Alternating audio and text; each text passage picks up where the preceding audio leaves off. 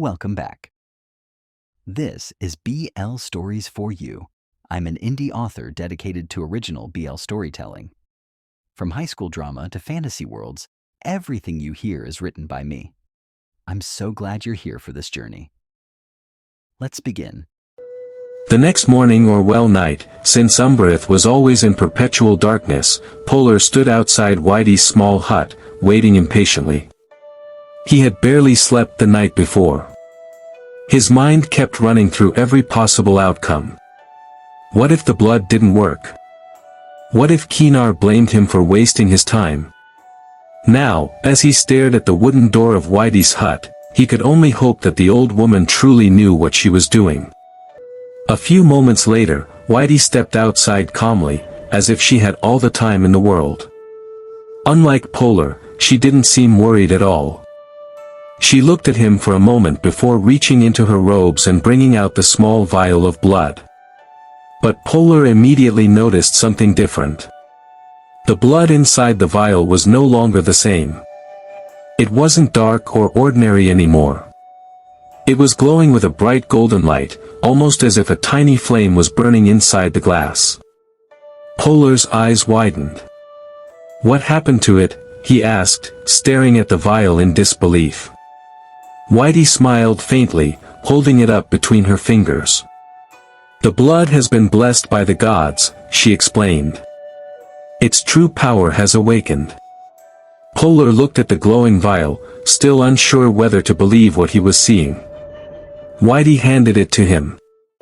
Polar hesitated. "This will really allow Kenar to pass through the barrier?" Widey nodded.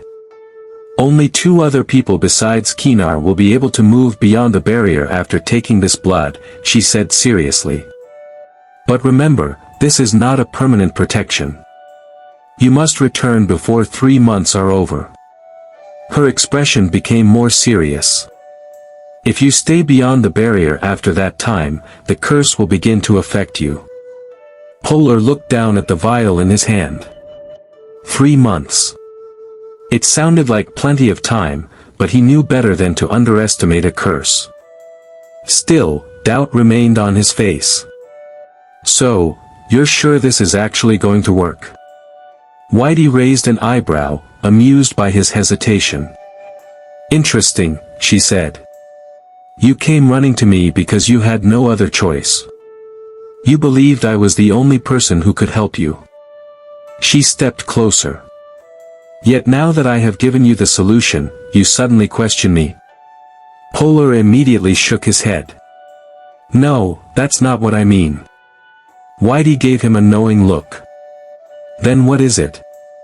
Polar sighed, looking down at the vial. "I trust you. I do." He paused before continuing. "But if I take this to Kenar and it doesn't work, you know what he'll do to me." Widey's lips curved slightly. "Right now, Kenar doesn't even want to see me. If I show up with this vial and it fails, he'll definitely have my head." Widey chuckled softly at his fear. "You worry too much." "How am I supposed to not worry?" Polar asked. "This is Kenar we're talking about." Widey took the vial back for a moment and looked at it. "Do not fear. You will not be going alone." Polar looked at her in surprise. "What do you mean?" Widey smiled. "I will go with you." For the first time that morning, Polar looked slightly relieved. Inside the palace, Kenar stood with General Gator in the middle of a serious discussion. Gator stood across from Kenar, explaining the latest reports from the kingdom, while Kenar listened with a cold and focused expression. Before they could continue, the large palace doors opened. A guard stepped inside and bowed. "Your Majesty," the guard said respectfully. "Sir Polar is here to see you." The moment Kenar heard the name, his expression hardened. "Polar?" His voice immediately became colder. "Tell him to leave." The guard hesitated. Kenar looked at him sharply. "Did you not hear me? I do not want to see him." The guard lowered his head. "Yes, Your Majesty. But... Kenar narrowed his eyes. But what? The guard took a breath before answering. He did not come alone. He came with Widey. For a brief moment, something flickered in Kenar's eyes. Surprise. But it quickly disappeared, replaced by irritation. Widey. He let out a quiet scoff. That useless seer. Gator looked at him but remained silent. Kenar turned away, his frustration obvious. Why should I waste my time entertaining her presence? He said. Kenar looked back at the guard. Send them both away. But before the guard could move, Gator finally spoke. Kenar. The Emperor paused. Gator's voice was calm, but firm. Be careful with your words. Kenar looked at him. Gator stepped forward. You may be the ruler of Umbraeth, but Widey is not someone you should dismiss so easily. Kenar's expression remained cold. She's a failed seer whose prediction has never helped us for once. She said Sonraya was our hope, but look what happened. Gator shook his head. You see only what is in front of you. He looked at Kenar seriously. Widey is an elder of Umbraeth. But she is not just an elder. He paused. She is someone who has stood face to face with the gods themselves. Kenar's eyes shifted slightly. Gator continued. You have no idea what she sacrificed for this kingdom. His voice softened. And you have no idea what she is still sacrificing. The room became quiet. For a moment, Kenar said nothing. The anger on his face remained, but Gator's words had clearly reached him. After a long silence, Kenar finally looked back at the guard. Let them in. The guard bowed. Yes, Your Majesty. The palace doors opened slowly, and Polar walked inside with Widey beside him. The moment they entered, both of them lowered their heads respectfully. Your Majesty, Polar greeted. Your Majesty, Widey said calmly. But before Kenar could even respond, his eyes landed on Polar. The cold expression on his face returned instantly. Without saying a word, Kenar turned away from him. The rejection was obvious. Polar felt the weight of the silence between them. For a moment, the old fear returned. The fear that Kenar would never listen to him again. But he remembered why he was there. He took a deep breath and stepped forward. Your Majesty. I have found a way. Kenar didn't turn around. Polar tightened his grip on the vial hidden in his hand. A way to leave the barrier during the day, but with the help of Widey. It wouldn't have been possible without her. That finally got Kenar's attention. Slowly, he turned back. For a moment, he simply stared at Polar. Then he let out a quiet, humorless laugh. You. Polar stayed silent. Kenar looked at Widey. You found a way. His eyes narrowed. I find that hard to believe. He shook his head. Widey lost her powers a long time ago. How could she possibly have helped you find a way to leave Umbraeth during the day? Widey remained calm, even under Kenar's cold stare. Then she spoke. I don't blame you for doubting me. After all, you have carried the burden of this kingdom alone for years. Her expression softened. You have spent every moment searching for a way to save Umbraeth, trying to fix everything by yourself. She looked down briefly. And I. She paused. I did nothing. Kenar's expression shifted slightly. Widey looked back at him. I convinced myself I was powerless. That because I had lost most of my abilities, there was nothing more I could offer. Her voice became more serious. But that was not completely true. A faint determination appeared in her eyes. I still have some of my psychic abilities. She stepped closer. And when Sonraya arrived, I felt it. Kenar watched her carefully. For the first time in years, I felt there was hope. Widey's voice grew firmer. There was no way I could continue standing by and doing nothing. The room fell silent. Then Widey looked directly at Kenar. You have no choice but to trust me. You have spent months trying to find Sonraya. You are desperate to bring her back. Her voice became sharper. So now you have two people standing in front of you telling you they have found a solution. She paused. You have to believe us. A moment of silence. Unless you no longer want to find Sonraya. Kenar's eyes immediately hardened. He glared at them. The mention of Sonraya was the one thing that could break through his anger. After a long silence, he finally spoke. And what happens if your solution fails? His voice was cold. What happens if I believe you, and this does not work? Polar looked nervous, but Widey didn't hesitate. I will take responsibility. Kenar stared at her.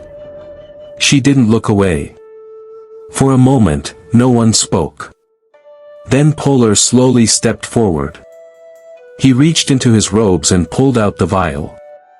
The moment the golden light filled the room, Kenar's expression changed. The glowing blood caught his attention immediately. Polar held it carefully. This is Sonraya's blood. Kenar stared at the vial. Polar continued. It's the solution we have been waiting for. That afternoon, everyone gathered at the edge of the barrier. The atmosphere was tense.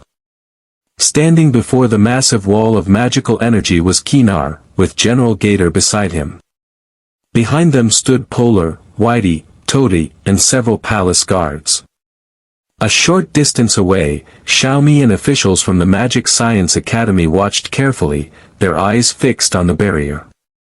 This was a moment no one in Umbraeth had ever imagined witnessing. The possibility of finally stepping beyond the darkness. Toady looked at Kenar with worry written all over her face. My lord, please reconsider. Kenar glanced at her. Toady stepped closer. You shouldn't be the first person to attempt this.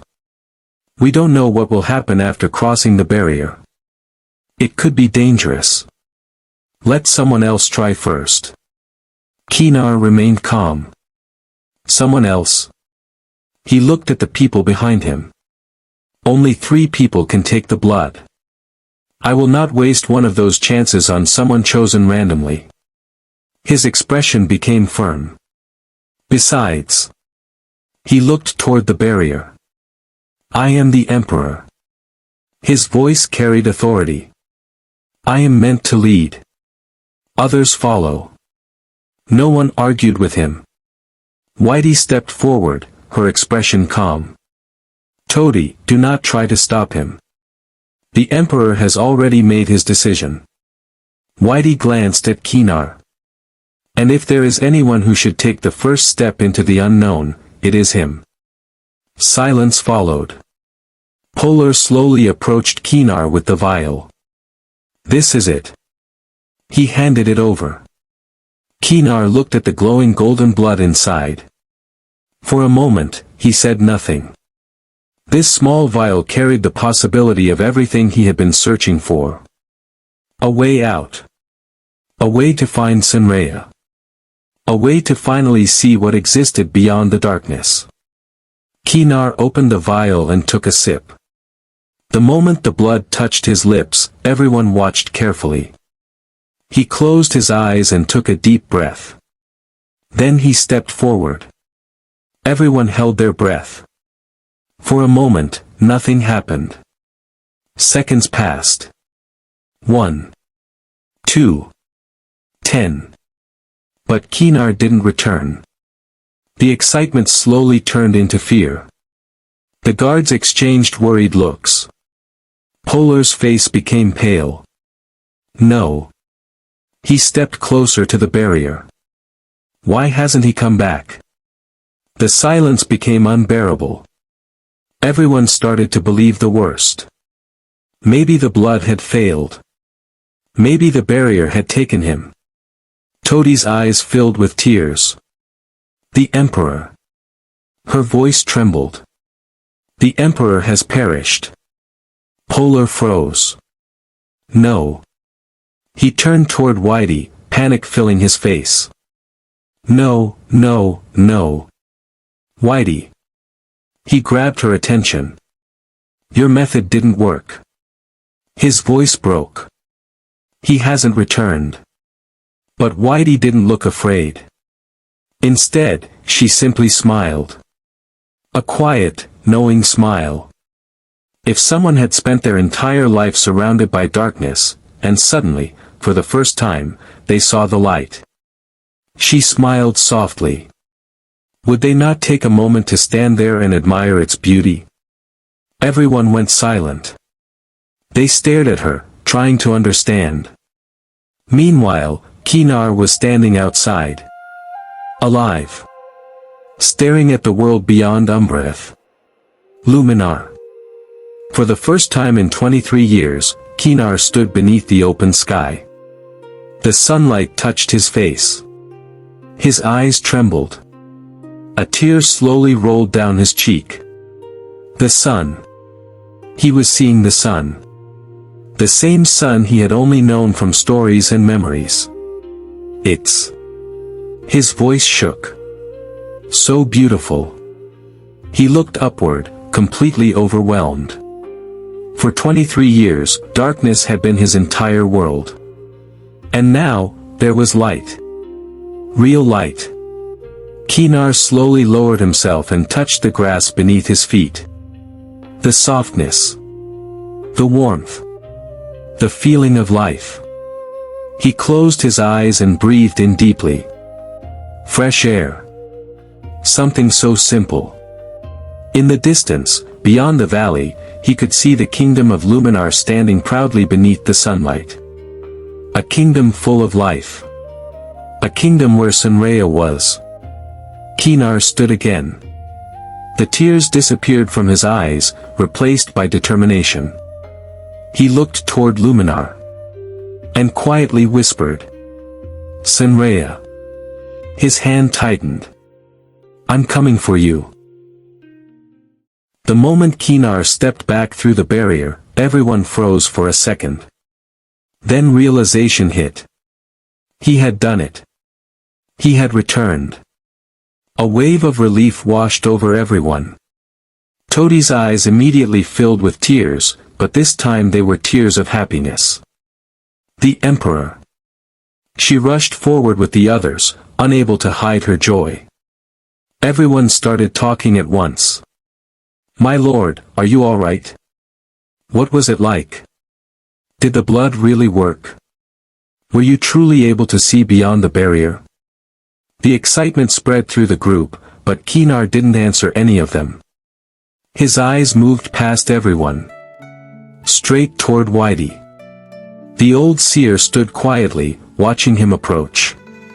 For a moment, Kenar simply looked at her. Then, to everyone's surprise, he lowered his head slightly. Thank you. The entire group went silent. Kenar looked at Widey with a sincerity they had rarely seen from him. I owe you an apology. Widey's expression softened. For all these years. Kenar paused. I looked down on you. His voice was quieter. I believed you had lost your worth because you lost your powers. He looked away briefly. I thought you could do anything for Umbraeth. Widey remained silent, allowing him to continue. But today. Kenar looked back at her. You achieved something I thought was impossible. His eyes moved toward the barrier behind him. I don't know how you managed to do it. A small smile appeared on his face. But I am grateful. Widey simply smiled. There is no need for such words between us. She shook her head gently. You are the Emperor of Umbraeth. Protecting this kingdom has always been your burden. Her voice softened. And helping you is something I should do. Kenar looked at her for a moment before finally turning away. Then his eyes landed on Polar. The two stared at each other silently. Polar became nervous. After everything that happened between them, he didn't know what Kenar would say. But then Kenar spoke. Tomorrow. Polar looked up. You and General Gator will leave Umbraeth with me. There is no time to waste. We only have a limited amount of time before the Blood's protection ends. General Gator immediately nodded. Yes, Your Majesty. Polar lowered his head. Thank you. Kenar didn't say anything else. He simply turned and walked away, disappearing with his guards back to path leading to the palace. Widey gently placed a hand on Polar's arm. You did well. Polar sighed. Widey smiled. You worked hard to bring this solution to him. She nodded. And I am certain Kenar knows that. Polar remained quiet. Widey continued. His anger toward you has already reduced. Polar lowered his eyes. But. Widey looked at him knowingly. There is still something you need to do.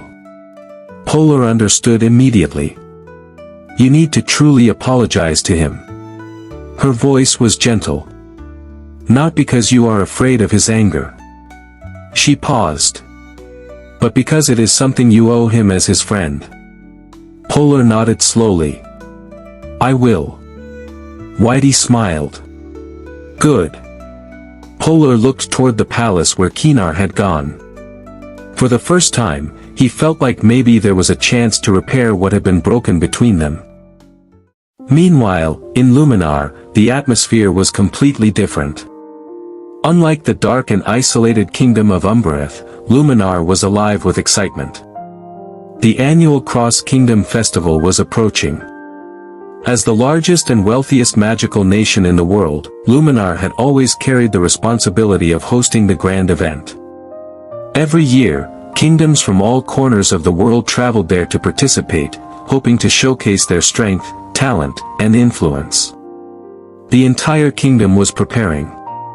The streets were decorated with beautiful magical lights, the palace grounds were being transformed, and workers moved around constantly making sure everything was perfect. The envoys of Luminar had one of the most important responsibilities.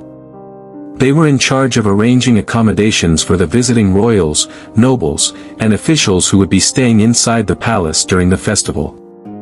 And as expected, every kingdom wanted to impress Luminar. Some kingdoms sent rare treasures as gifts. Others brought their finest magical artifacts. Some even sent their most skilled craftsmen to create beautiful decorations for the palace. Everyone wanted to gain favor with Luminar. After all, an alliance with the strongest magical nation in the world was something every kingdom desired. The festival itself lasted for 3 weeks. And every week would bring a new set of competitions. The kingdoms would compete against each other in archery, where the best marksmen showed their precision. They would also compete in magical combat, where powerful mages displayed their abilities. They would challenge each other in scholarly and scientific competitions, showing their knowledge and inventions. There were treasure hunts that tested intelligence and teamwork. And even beast-taming competitions where skilled individuals proved their ability to control powerful magical creatures. Every winner was rewarded with gold, silver, and great honor. For many people, the festival was the most exciting event of the year. It was a time of celebration. A time to witness incredible magic. A time for kingdoms to build stronger relationships. But for some visitors, the festival had another purpose. Their eyes were not only on the competitions. They were on the beautiful Prince of Luminar. Many young nobles and royals, both men and women, saw the festival as the perfect opportunity to win his favor and secure an alliance with the powerful kingdom. As the days drew closer, kingdoms began arriving in Luminar. Large carriages decorated with their kingdom's symbols traveled toward the borders. Powerful warriors, royal families, and important officials made their way toward the shining nation. But before anyone could enter, they were stopped by Luminar's soldiers. The border guards carefully inspected every visitor and searched their belongings. No one was allowed inside without proper verification. Luminar may have welcomed guests, but they never lowered their guard. And while the entire kingdom prepared for the celebration, one person had an entirely different responsibility. Arhia. For days, the beautiful prince had been inside the temple. Away from the excitement. Away from the celebrations. He spent hours praying for the success of the festival. He fasted. He wrote countless prayer cards, offering blessings and wishes for peace between the kingdoms. At first, he accepted the duty willingly. He understood how important the festival was. But after days of sitting inside the quiet temple, surrounded by nothing but candles and prayers, exhaustion slowly began to creep in. Arhia looked down at the stack of prayer cards in front of him. Another one. And another. His hand moved slowly as he wrote, but his eyes were already tired. He let out a small sigh. How many more do I have to write? He leaned back slightly, rubbing his tired hand. For someone who was supposed to be celebrating the arrival of the festival, Arhia felt more like he was trapped inside a never-ending task. The temple remained peaceful. But right now, all he wanted was a little break. Meanwhile, back in Umbraeth, while the palace was busy preparing for Kenar's departure, someone was secretly moving through the shadows. Mina. She carefully slipped out of the palace, constantly looking over her shoulder to make sure no one was following her. Her heart was pounding. Every step she took made her more nervous. If anyone discovered where she was going or who she was meeting, she knew she would be in serious trouble. She finally arrived at a secluded area away from the palace. A figure was already waiting there. The person stood hidden beneath a dark cloak, their face completely covered. But Mina knew exactly who it was. Sonraya. Mina stopped in front of her, still trembling. I hope no one saw me, Mina whispered. Sonraya remained silent for a moment before pulling back her hood slightly. You're afraid? Mina looked at her. Of course I'm afraid. Her voice shook. If anyone finds out I'm meeting you. Sonraya gave a small smile. Then they would also find out your little secret. Mina's expression immediately changed. The fear on her face became clear. A few years ago, Sonraya had discovered something Mina had desperately tried to hide. Her secret relationship with a palace guard. An affair that could destroy her reputation. Sonraya had reminded her that even if Kenar himself did not care much about the matter, the people of Umbraeth would not be so forgiving. They would judge her. They would shame her. They would never look at her the same way again. And because Mina wanted to protect her secret, she had no choice but to agree to become Sonraya's puppet. That was until Sonraya showed up. Now, she was back again. Back to being Sonraya's eyes and ears inside the palace. A spy. Now, Sonraya looked at her expectantly. Tell me. Mina swallowed. What is happening in the palace? Mina looked away. I don't know if I have anything important. Sonraya's expression immediately hardened. Be careful, Mina. Mina froze. Sonraya stepped closer. You know what happens if you stop being useful. Mina's hands tightened nervously. I'm not lying. Then speak. Mina took a deep breath. I'm not completely sure. She hesitated. But something is happening with Kenar. Sonraya's eyes narrowed. What? Mina looked around before continuing. It seems like he's preparing to leave Umbraeth. The words immediately caught Sonraya's attention. Leave? Mina nodded. I don't know how, but I think he found a way.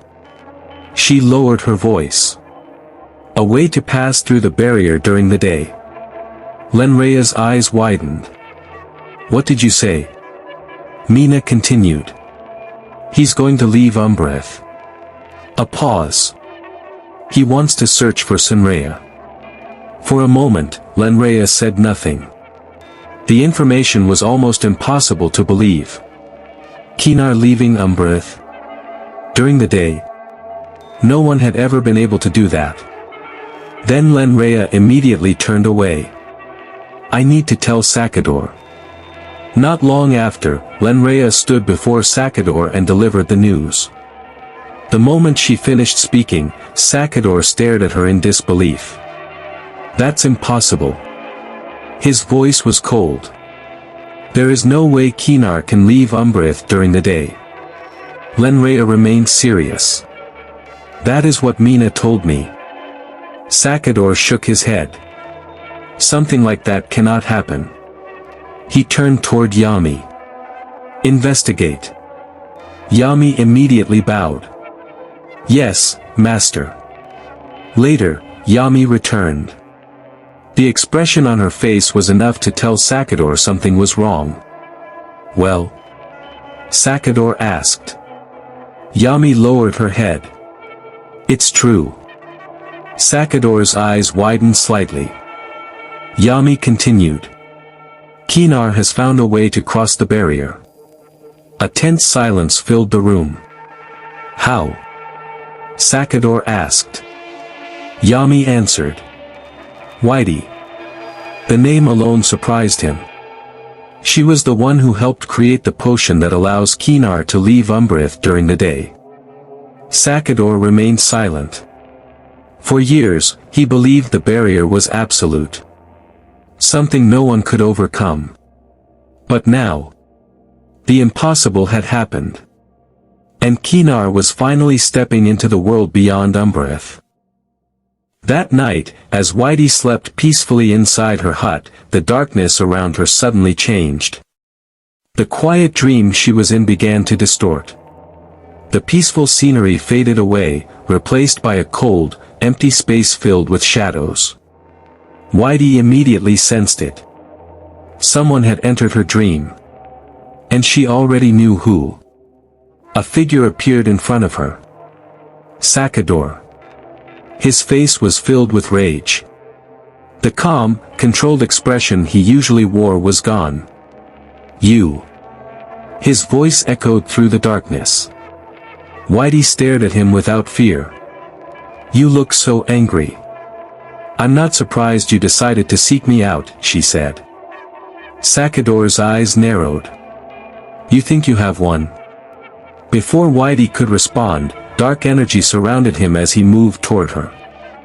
The dream shook violently. Sacador attacked without hesitation, his anger fueling every movement. But Widey stood her ground. She raised her hand. You forget something. Her voice was firm. This is my dream. The darkness around her immediately pushed back against him. You have no power here. Sacador stopped. Widey looked at him with a small smile. Leave. Her voice became stronger. Get out of my dream. For a moment, the two stared at each other. Then Widey laughed softly. A laugh that only seemed to anger him more. What is so funny? Sacador demanded. Widey looked at him knowingly. You are afraid. Sacador's expression darkened. You must be afraid because it seems your plans may not happen the way you imagined. She stepped closer. You may have taken away my physical powers. Her eyes sharpened. You may have weakened my body. A pause. But you did not weaken my connection to the gods. Sacador stared at her. Widey continued. That is something you will never be able to take from me. A cruel smile appeared on Sacador's face. You still believe those foolish gods will save you? He laughed. You still believe there is hope? Where were they when I plunged Umbraeth into darkness? When I killed every last one of the Decrists? His voice became darker. My plan will succeed. The shadows around him grew. I will plunge not only Umbraeth into darkness.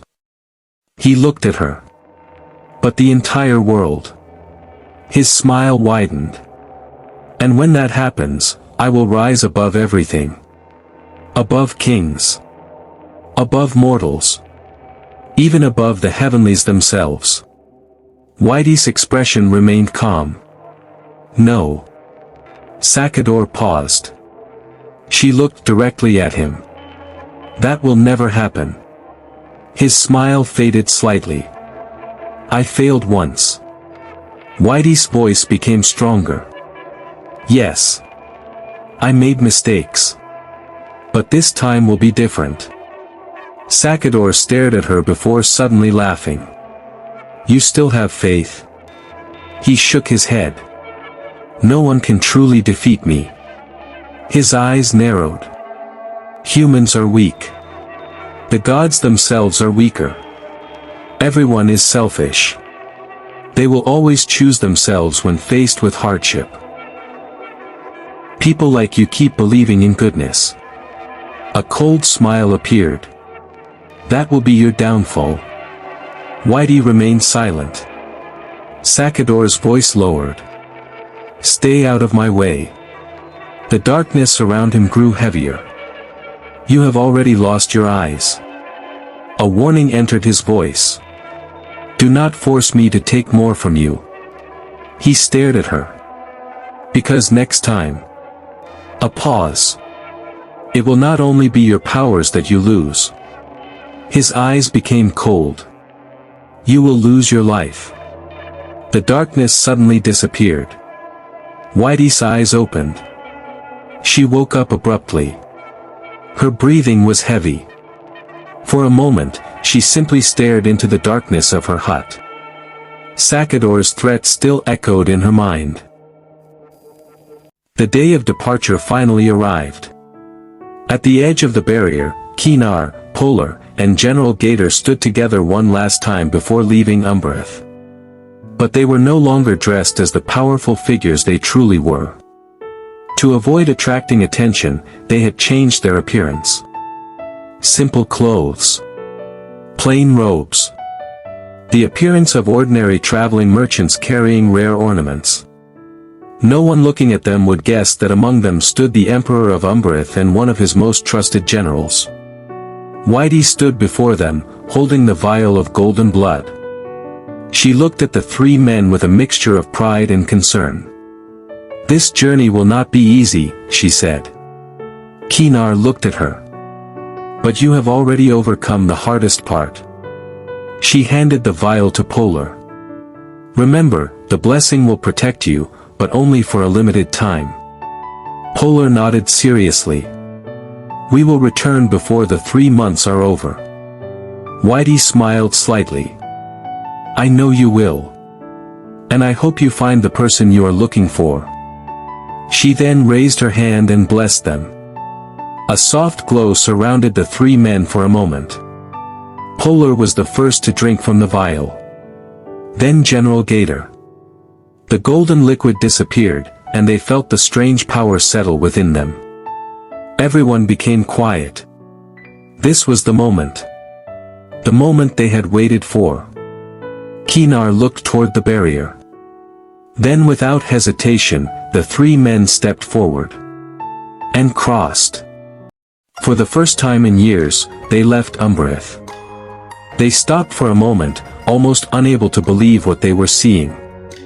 The valley stretched before them, filled with colors and life. Green fields. Bright skies. Fresh air. Everything felt unfamiliar. Beautiful. Polar looked around in amazement. So this is what exists beyond the darkness. General Gator smiled faintly. It is hard to believe we spent our entire lives without seeing this. Even Kenar, who usually kept his emotions hidden, looked affected. His eyes moved across the landscape silently. The world was much bigger than he imagined. The three men continued walking through the valley, taking in every sight. The further they went, the closer they came to the main kingdom. But eventually, they noticed something unusual. Ahead of them was a large crowd. Many people were gathered near the border. From their expensive clothing and the guards surrounding them, it was obvious they were not ordinary travelers. There were royal carriages, influential figures, warriors, mages. What is happening? Polar wondered. They moved closer and saw a cavalry soldier escorting one of the royal carriages. Polar approached him. "Excuse me." The soldier looked at him. "What is happening here?" The man stared at him in disbelief. "You're asking me that?" Polar looked confused. "Yes." The soldier laughed slightly. "Are you living under a rock?" General Gator raised an eyebrow. The soldier shook his head. "You don't know about the annual Cross-Kingdom Festival?" The three men exchanged looks. The soldier continued. "Luminar hosts it every year." He gestured toward the crowd. "All magical nations come together to celebrate their alliances and unity." He smiled. "It is the biggest event in the world." Before Polar could ask more, a loud voice suddenly interrupted. "Are you seriously wasting time talking to useless people?" The tone was arrogant and impatient. Everyone turned. The voice came from inside one of the carriages. Kenar's eyes narrowed. The carriage door opened slightly. And then he saw him. A young man inside. His gaze was sharp. Cold. Powerful. Their eyes met. For a moment, neither of them looked away. It was only a few seconds. But something about the encounter felt like a challenge. The person inside the carriage was Prince Draken. The cavalry soldier immediately lowered his head. "My apologies, Your Highness." Draken looked away. "Move." The soldier quickly continued escorting the carriage forward. But before it disappeared, Kenar and Draken exchanged one last glare. Neither of them knew the other's identity. Neither knew what fate had planned. But somehow, before they had even spoken a single word to each other, the hostility between them had already begun. After watching the royal carriages disappear, Kenar, Polar, and General Gator decided not to draw any more attention to themselves. They moved toward the line of travelers waiting to enter Luminar. When it was finally their turn, the border guards stepped forward. "State your names and purpose for entering Luminar." Kenar remained calm. Polar immediately stepped forward. "We are merchants from a distant land." The guard looked at them carefully. "And your reason for entering?" Polar hesitated for a second before answering. "We are searching for someone." The guard raised an eyebrow. "Someone?" Polar nodded. "His wife." Kenar and Gator briefly glanced at him. Polar continued with a serious expression. "She ran away, and we have been searching for her." The guards exchanged suspicious looks. The story was clearly strange. A group of merchants traveling all the way to Luminar searching for a runaway wife. It was not the most convincing explanation. One of the guards looked them over. They carried no obvious weapons. They did not look threatening. Just three tired travelers. After a moment, the guard sighed. "Fine." He stepped aside. "You may enter." Polar quickly bowed. "Thank you." The three men walked forward. And the moment they entered Luminar, they were once again amazed. The difference between Luminar and Umbraeth was almost impossible to describe. Umbraeth was a kingdom surrounded by darkness. A place where people had adapted to surviving. But Luminar was alive. The streets were bright. Magical lights floated through the air. Beautiful buildings stood beneath the clear sky. People walked around laughing and talking. The kingdom felt warm. Full of hope. Polar looked around. So this is Luminar. General Gator nodded quietly. It is nothing like Umbraeth. Kenar said nothing. His eyes moved across everything around him. But his mind was somewhere else. Then Polar turned toward him. Your Majesty, where do we go first? Kenar didn't answer. Because at that moment, a memory returned. Kenar and Arhia sat together in Kenar's room. Arhia leaned against him peacefully. Kenar looked at him. Do you miss Luminar? Arhia smiled softly. I do. He looked around. Very much. Then he looked back at Kenar. But I also enjoy being in Umbraeth. Kenar was surprised. You do? Arhia nodded. Because I am with you. Those words made Kenar's expression soften. After a moment, he asked. If you returned home one day. He looked at Arhia. Where would you go first? Arhia thought for a moment. Then his eyes brightened. The temple.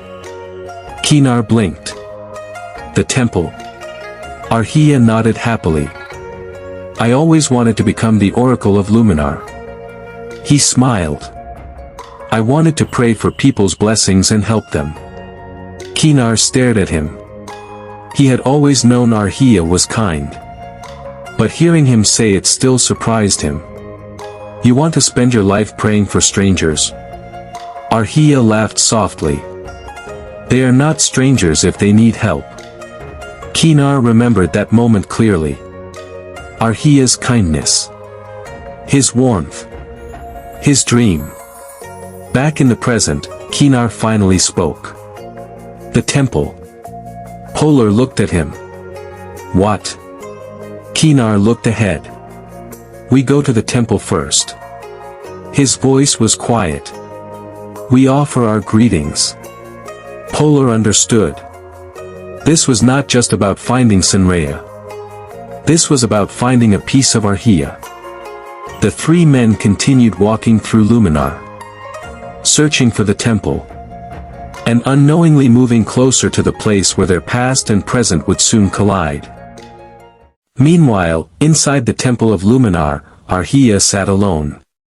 The peaceful silence that usually comforted him was starting to feel heavy. He had spent the entire day praying for the success of the Cross Kingdom Festival. From morning until now, he had not eaten anything. The fasting was part of his duty. A way to show his devotion and ask the gods for their blessings. But now, even he had to admit that his body was becoming exhausted. His throat felt dry. His hands felt weak. He looked down at the prayer cards scattered around him. There were still many left to write. Arhia sighed softly. Just a little longer. He tried to encourage himself. But his stomach protested, and his tired eyes slowly closed. Just then, the temple doors opened. A young temple maid entered with a bright smile. Your Highness. Arhia looked up. She carried a tray filled with tea and small snacks. It is already time to break your fast. Arhia immediately smiled in relief. He hadn't realized how much he needed to hear those words. Thank you. The maid bowed. You have worked hard today. Please eat and rest. Arhia nodded. Thank you for bringing this. The maid smiled. Then she quickly turned and left. But as she walked away, a strange smile appeared on her face. Arhia didn't notice. His attention was only on the tea. He carefully picked up the cup and took a sip. For a few seconds, everything seemed normal. Then suddenly, Arhia froze. A sharp pain spread through his body. His hand loosened. The cup slipped slightly. He coughed. Once. Then again. His breathing became harder. What? He placed a hand over his chest. Something was wrong. The realization slowly came. The tea. His eyes widened. He had been poisoned. Arhia immediately tried to use his spiritual energy to control it. But his body was already weak from fasting. The poison moved faster than he expected. His strength began to disappear. No. He forced himself to stand and stumbled toward the door, but his vision was already becoming blurry. The room spun around him. With the last bit of strength he had, Arhia moved toward the door. The fresh air hit his face as he pushed it open. The balcony was just ahead. He needed to call someone. Anyone. But his legs became weaker. He reached the balcony. His vision faded more and more. Then his body gave out. Arhia lost consciousness. And as he fell forward, his balance disappeared. He began falling from the balcony. At that exact moment, the temple doors opened. Kenar, Polar, and General Gator stepped inside. They had finally arrived. But before anyone could speak, Kenar saw something. A figure falling from above. His eyes widened. Without thinking, he moved. His body reacted faster than his mind. In a flash, Kenar rushed forward. And just before the person hit the ground, he caught him. Everyone froze. Kenar held the unconscious figure in his arms. A beautiful man. His face was pale. His breathing weak. But the moment Kenar looked at him, everything stopped. Because he knew this face. The face he had seen countless times in his trances. The man from his visions. The man he had never been able to understand. Kenar stared at him, completely shocked. Impossible. His voice was barely a whisper. How could this person exist? How could the person who had appeared in his dreams and visions be right in front of him? In his arms? Then suddenly, the man's eyes slowly opened. Beautiful blue eyes looked up at him. Arhia stared at Kenar with confusion. For a moment, neither of them moved. It felt as if time itself had stopped. Then, with the last strength left in his body, Arhia lifted his hand. His fingers gently touched Kenar's face. Kenar froze. Arhia looked at him. And softly whispered one word. Kenar. The sound of his name coming from this stranger's lips shook him. Before Kenar could ask anything, Arhia's eyes closed again. His hand fell. He lost consciousness. Kenar continued holding him, completely stunned. Why did this person know his name? And why did his heart ache so much just by looking at him? Thanks so much for watching, hope you enjoyed, do like and subscribe to the channel for more episodes.不写主张蹒跚脚步悠悠晃。